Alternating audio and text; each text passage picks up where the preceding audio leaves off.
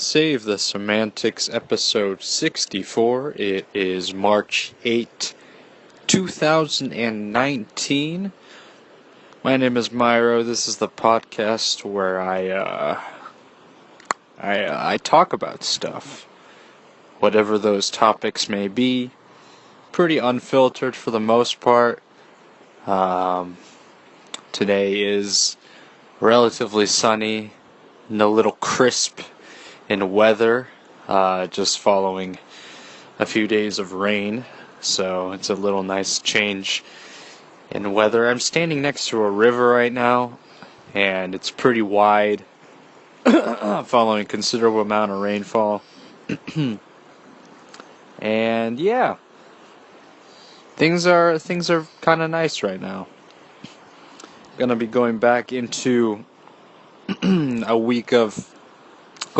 another week, dead week, next week, so I'll probably sound pretty hoarse and tired going into that week again when I record the next episode, so just have that in anticipation. As of now, I'm in a chipper mood, I've just been enjoying my time to myself and whatnot. Not a whole lot going on as usual, but it's been a nice change of pace, just being able to relax, even though it's probably been that way for the last couple of weeks. Not a whole lot has been necessarily developing as of late.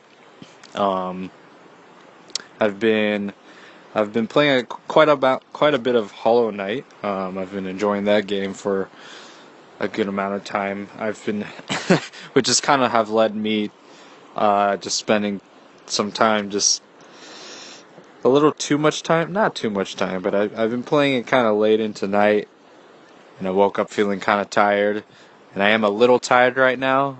I'm not completely awake, even though it's 11:30 at the moment.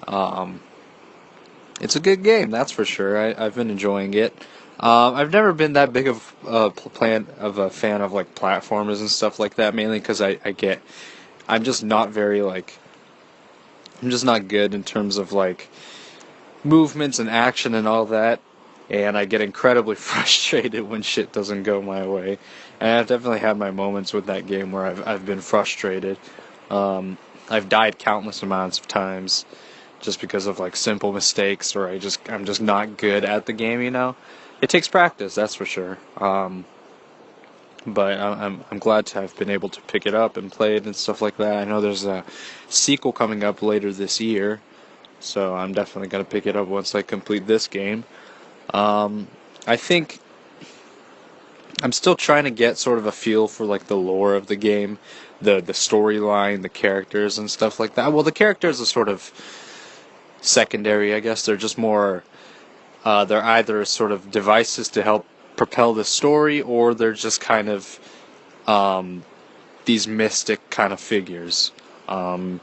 And it's not necessarily the most, it's sort of like a backdrop as opposed to being a central point of the game. The game is more gameplay focused, and sort of the atmosphere of it is a pretty big component of it as well. I think the music definitely lends itself to getting yourself more immersed into the game. I really enjoy the atmospheric music, sort of and I like sort of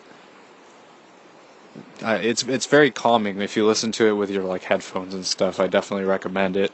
It sounds really good if you have a good pair of headphones, for sure. So I'd recommend doing that.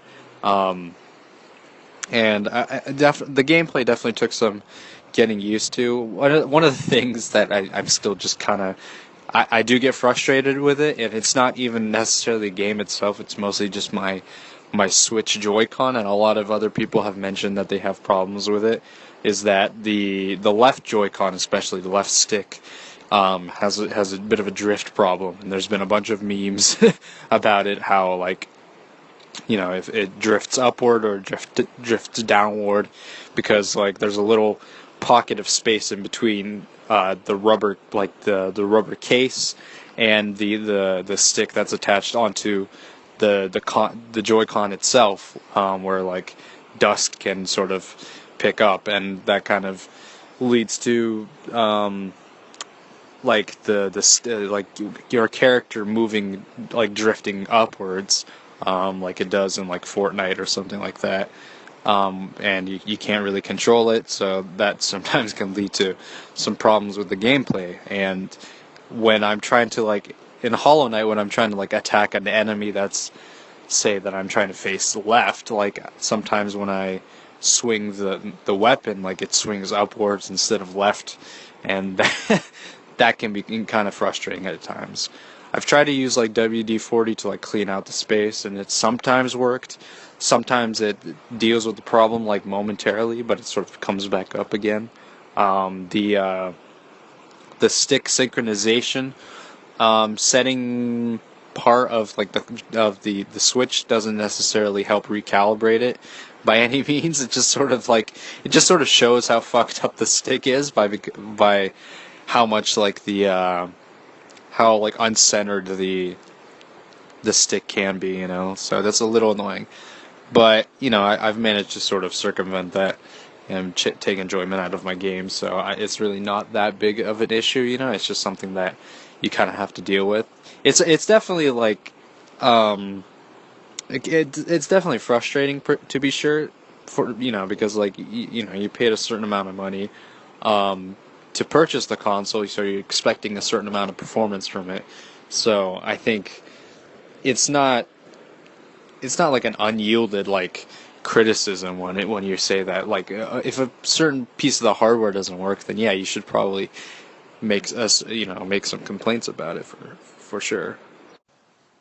Had to take a bit of a pause there, and by by a bit of a pause, I mean a day. So it's March 10th now. I just haven't gotten around to recording the other part for this episode. It's just something come up. I was unable to get to recording. So just continuing on. I don't exactly remember what I recorded last time, what I talked about. I think I just talked just some random stuff, I guess. Not entirely cohesive, but that's just sort of how it usually goes. Just sort of was pondering a little bit, you know, before I started recording, just philosophically. Yeah, it's gonna get a little philosophical here. Just sort of thinking about just seeing things from like kind of like another perspective, I guess, you know.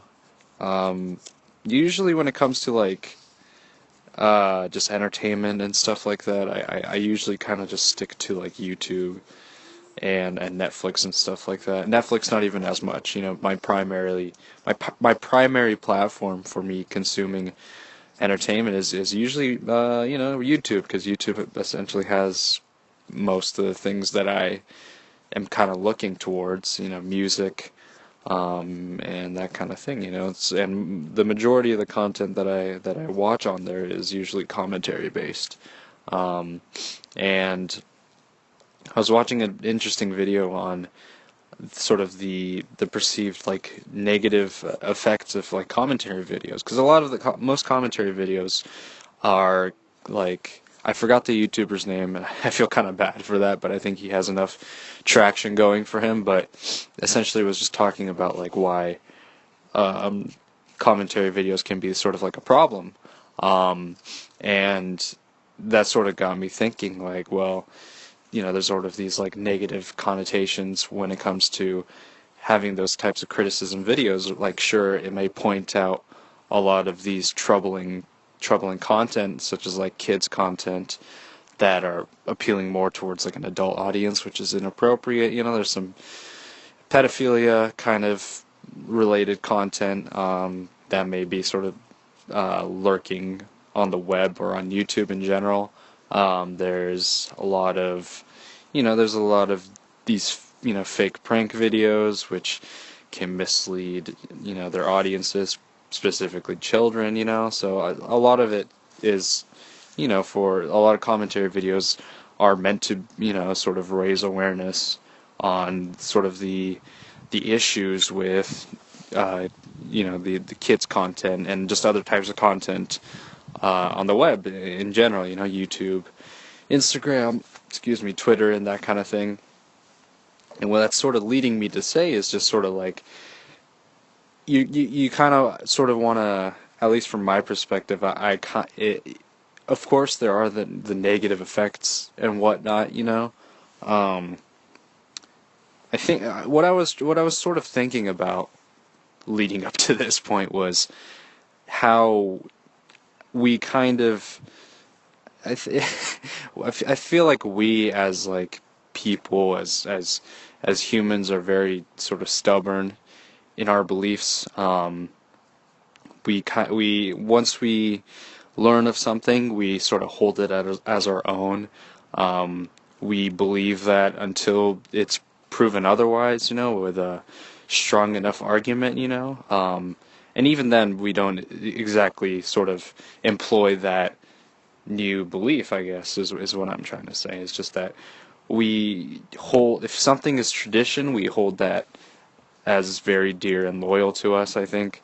We don't, just people are just not very susceptible to change, because change, I think, happens over such a long period of time, right? Like people just aren't willing to accept the fact that certain things may be, you know, um, maybe like a possibility, like how gay rights are, still a pretty big issue in this country, and how it's taken so long for those types of movements to actually start making a change to the point where it was finally, I think it was 2012. I don't remember the exact year when gay marriage was legalized at the Supreme Court level, but I think that these kinds of things is such a it just these things take so long to take precedence because of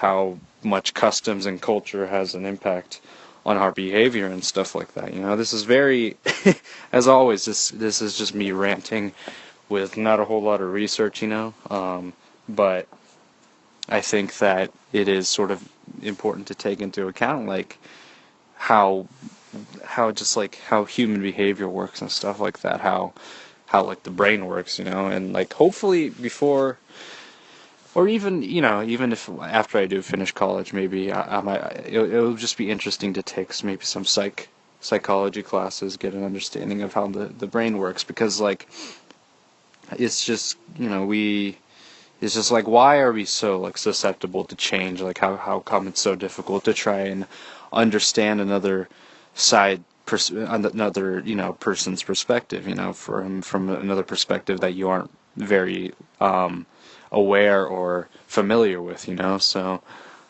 yeah, that might be something that might be interesting to think about. It's sort of this kind of topic of just being able to understand another perspective got me thinking about like why like these conspiracy theorists, why these anti-vaxxers, I kind of consider them to be like on the level of like conspiracy theory, because like they believe that the government is trying to control them in some sort of way. I think that's what I sort of perceive it to be. So I put them in the same category as like a conspiracy theorist. But I think they exist because I've talked about this a little bit before, but like how they have sort of they have a fear of this sort of control from a large entity, which is not, it's not entirely false by any means. It's just sort of a way of making sure that things are sterile in a sense, right? People are not spreading bacteria in some sense. So it is, in a sense, it is a form of control. We're just like a giant like petri dish, But I think that the benefits of being like being vaccinated are far more are far better. The pros are much greater than the cons, which would possibly lead to mass extinction and stuff like that. That's a bit of a reach, but you know what I mean. There's the eventual death that may come from diseases and the spread of viruses and stuff like that. So I think it's essentially just being better safe than sorry, you know. That's just from my account, and just trying to continue whatever the hell I am talking about right now. But when you have, I think another thing, not just sort of the fear and the control of a larger entity, but I think another thing that anti-vaxxers and these conspiracy theorists sort of think is that, you know, they're so enveloped in their beliefs, they're unwilling to think outside the box, they're unwilling to kind of like they're unwilling to see from another perspective, and you know, I'm kind of guilty of that too. Sort of like I'm willing to hold my ground to the point where someone is able to convince me that I'm wrong. You know, I've had sort of those conversations with people before, but I think that they just can't. They just are.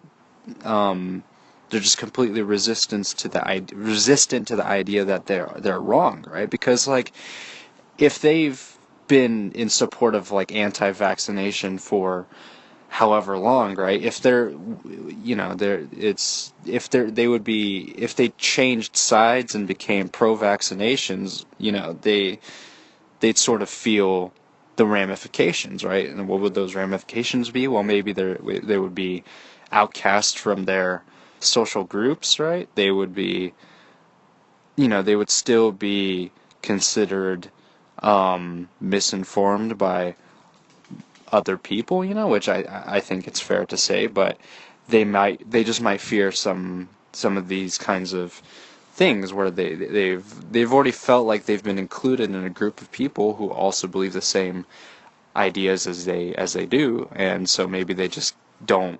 Maybe it's just that kind of fear. Maybe it's just a fear of being, you know, let go by a certain group of people. I don't know. Maybe they just need a sense of belonging. Maybe I don't know. Maybe I'm just kind of reaching for stuff there. That's a possibility. You know, I think there's always that fear of getting left behind, in a sense. Sort of there's kind of that kind of that kind of anxiety for that individual that believes these sorts of things. You know, they want to feel like they stand out, maybe, right? Maybe that's something that they can attach themselves to. It's an idea where they maybe they're not the most knowledgeable in, but they feel that's their sense of identity, right? That's another thing. It's just that, you know, you have this pride to be a conspiracy theorist because you think you know something that other people don't, but in reality it's just not. It's just misinformation, and you get your sources from some website that hasn't updated their homepage since 2007. So, you know, there's always that sort of like sense of like they want to feel like they have this they have like a grander sense of the world and the universe and all that kind of shit. But it's just I think it's just too difficult to pinpoint down, like, you know, all those, like, why things are the way they are, right? Even this topic of, like, people trying to change and trying to get an understanding of perspective and stuff like that, and understanding why people are the way they are. You know, it's difficult. It's just like I think there's just so many factors. You know, it's just like, you know, it's easy, and I'll probably still be the same way of just being like, oh, these people are idiots, and they are in a sense, but you have to understand why they're idiots, right? Like, why are idiots the way they are, right? Like, why are anti-vaxxers, why are conspiracy theorists the way they are? Why are they unable to sort of change their way of thinking, I guess, you know? So it's just, I think it's sort of it's a difficult topic to tackle, that's for sure, but I think people who are, you know, relatively well grounded, I think they should try to understand maybe like why those people act the way they are, you know. I think there's, like, you know, there's good videos out there that sort of showcase the coming together of two separate groups and stuff like that. Like, I think it's never, the issue is never black and white. It's never just, there's never two sides of the coin. There's always multiple facets that need to be, like, studied before you ultimately come up with, like, a conclusion. same with, like, other forms of politics, right? Like, it's not necessarily red and blue. There's all these other factors that come into the frame, and I think maybe it's just something that people, and myself included, just sort of have to take into account. Like, it's not just completely one-sided. And I think another issue that sort of comes up when it comes to understanding perspectives is that things like, I always like sort of, it feels like it sometimes does, and maybe it is. It sounds like I'm blaming like social media for sort of aggregating this kind of thing, but like Twitter, all these platforms, they present people just based on their like opinion, their tweets and whatnot, and when they each person is just incredibly complicated. Every single person is sort of complex, even if you are the most vanilla guy like I am, where you don't really have a whole lot going on, but you sort of, you have to understand that every person has their own facets. They have their own opinions and stuff, and you have to understand sort of like how those opinions developed over time, and stuff like that. These are kind of things that I've talked about in the past. Like, people don't just, I just don't think people turn out to be like assholes. It's it's a lot of things that sort of helped build them up to be this person that they are today. So I don't know, just sort of my philosophical rant following what was it, 2 days? I recorded last on the 8th. So yeah, it's been 2 days. It's March 10th. But yeah, if you stuck around listening to me ramble about philosophically, thanks for sticking.